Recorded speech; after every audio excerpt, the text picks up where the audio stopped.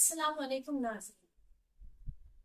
जैसा कि हमें मालूम है कि आज कल हिंदुस्तान में बॉलीवुड की एक फिल्म जो बहुत ज्यादा चर्चा में है, वायरल है और डिस्प्यूटेड भी है कि हम दो और हमारे 12।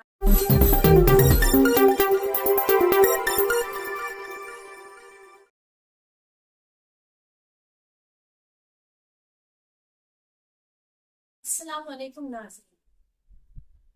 जैसा कि हमें मालूम है कि आज कल हिंदुस्तान में बॉलीवुड की एक फिल्म जो बहुत ज्यादा चर्चा में है, वायरल है और डिस्प्यूटेड भी है कि हम दो और हमारे 12, जिसके टाइटल में अब कुछ चेंजेस करके उसे हमारे 12 के नाम से चलाया जा रहा है। इसके बहुत सारे टीजर ट्रेलर्स मैं समझती हूँ कि तमाम सोशल मीडिया से लोगों को देखने और सुनने को मिल रहे हैं।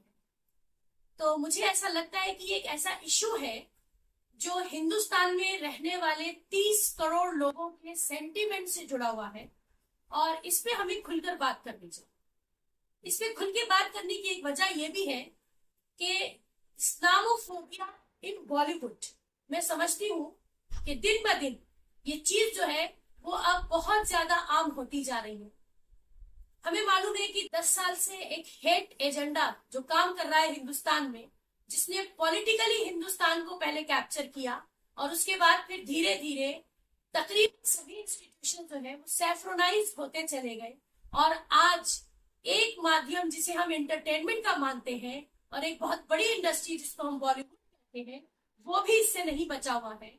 चाहे हम कश्मीर फाइल्स उठा ले, केरला स्टोरी उठा ले, लिपस्टिक अंदर बुर्का उठा ले, या फिर 72 हूरे उठा ले, या फिर हम दो और हमारे 12 को उठा ले। ये वो तमाम फिल्में हैं जो एक पर्टिकुलर कम्युनिटी को, एक पर्टिकुलर आइडेंटिटी को न सिर्फ टारगेट करती हैं बल्कि उन्हें डिफेम करके, उनको ह्यूमिलिएट करके, उनको सप्रेस करने की कोशिश, बरगलाने और प्रोवोक करने की एक तरीका है कि किस तरीके से ये दिखाया जाए कि ये कम्युनिटी और इनका रिलीजन जो है वो बहुत निगेटिव है, वो बहुत खतरनाक है या खराब है। देखिए, यहाँ हमें समझने की जरूरत है कि इस तरीके का बूस्ट जो ऐसे इंस्टीट्यूशंस को मिल रहा है वो कहीं ना कहीं एक एजेंडा है, एक खराब और गलत प्रोपोगेशन है, बदनाम करने की कोशिश है, या फिर हम कह सकते हैं साजिश है।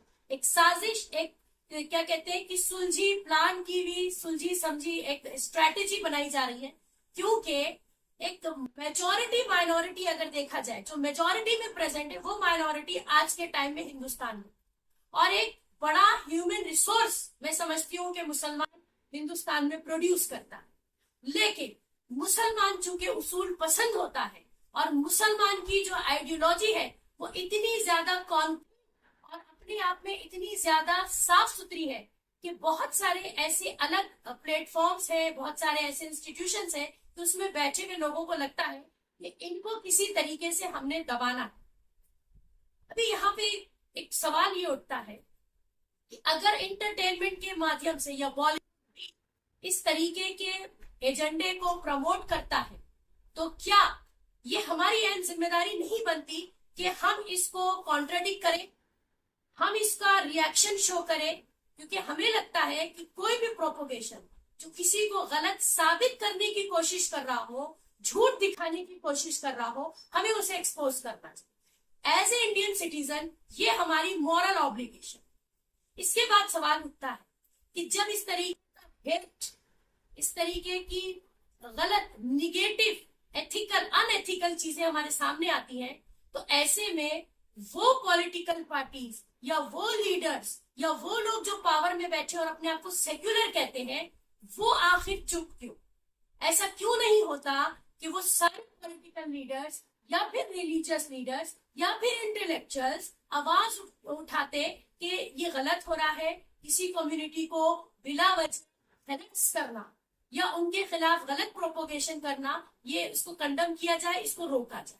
क्योंकि मैं मानती हूँ कि ये इंडिया या ये हिंदुस्तान, ये मुल्क मेरा है, मैं इसकी सिटीजन हूँ। ये मेरी एक जिम्मेदारी बनती है कि मैं बात करूं अपने मुल्क के डेवलपमेंट, और ये एक्टिविटीज कहीं ना कहीं हमारे मुल्क के डेवलपमेंट को हैम्पर्ड करती है। इसलिए मेरा एक सवाल यहाँ पर उन तमाम लोगों से है जो पावर में है कि वो अपने पावर का सही इस्तेमाल करते हुए ऐसी चीजों के खिलाफ क्यों आवाज नहीं उठाते। इसको हमें या तो ये समझ लेना चाहिए कि they are also silently agreed with this hate agenda and propagation. One thing. The second important thing is कि वो कॉमन लोग जो पढ़े लिखे हैं, अपने आप को इंटेलेक्चुअल कहते हैं, इसमें मैं उन सभी लोगों से मुखातब हूँ जो क्रिश्चियंस हो, सिख हो, हिंदू हो, दलित हो, या किसी भी कास्ट, किसी भी रिलीजन, किसी लैंग्वेज और किसी भी रीजन के हो, कि वो आखिर आगे आके ये बात क्यों नहीं करते कि ये सारी चीजें जो अनएथिकल हो रही है हमारे मुल्क में, ये कहीं ना कहीं आने वाली जनरेशन को कमजोर कर रही है।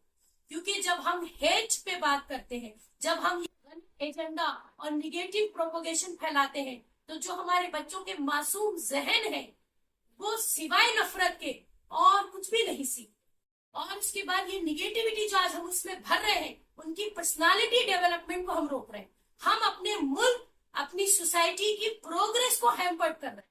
इसलिए आज ये बहुत इंपॉर्टेंट हो गया है कि हम खुल के और बहुत लाउडली इस बात को कंडम करें कि बॉलीवुड जैसा इंस्टीट्यूशन भी, या जिसको इंटरटेनमेंट का माध्यम माना जाता है, वो भी आज बचा हुआ नहीं है। उनको लगता है कि हेट बेचकर भी वो पैसा कमा सकते। यहाँ पर रोक लगना बहुत जरूरी।